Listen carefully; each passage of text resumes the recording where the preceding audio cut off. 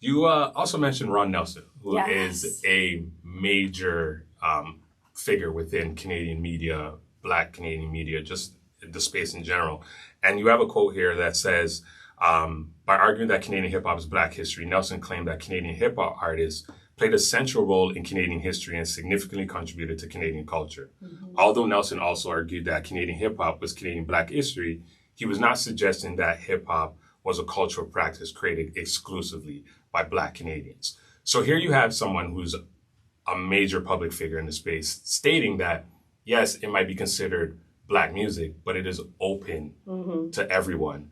Why can someone on this side say that, but the industry and the media outlets still confine it to, one race, ethnicity, color, or anything like that? Yeah, and that quote from Ron Nelson, it was so important because he was saying that on the Fantastic Voyage, came out of Ryerson University, 88.1 CKLM radio station, and he was stating, he said, quote, hip-hop is Black history. And he says that when it comes to underrepresented voices, when it comes to expression of freedom, when it comes to fighting the power, when it comes to the underprivileged, that is what the lyrics of hip-hop music does. And he goes on to say, hip-hop music is the most political music there is out there. And he says that although, hip-hop's associated with Black identities, he says that anyone can do it and everyone has the right to it. And he says that it's important to know that history of where it came from, but that should no longer separate or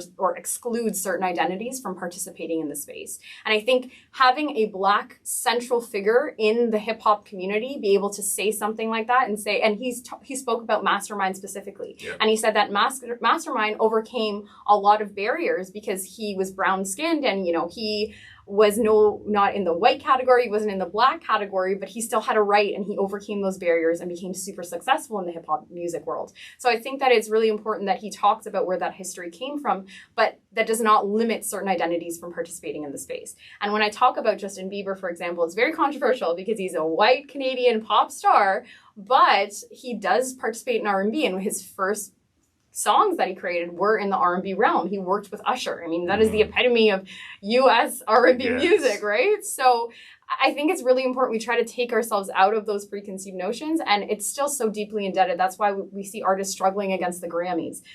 Like Justin Bieber said, his album Changes should have been in the R&B category, down to the sonic styles, down to the lyrics and the instruments he used.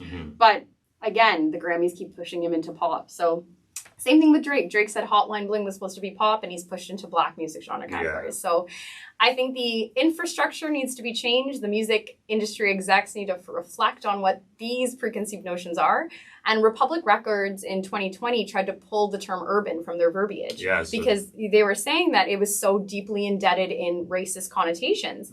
And yet, it had been going on until 2020. That was not that long ago. So I think having those reflections and really seeing the connotations that these words have will really help us overcome these issues. So how do you see the media space now?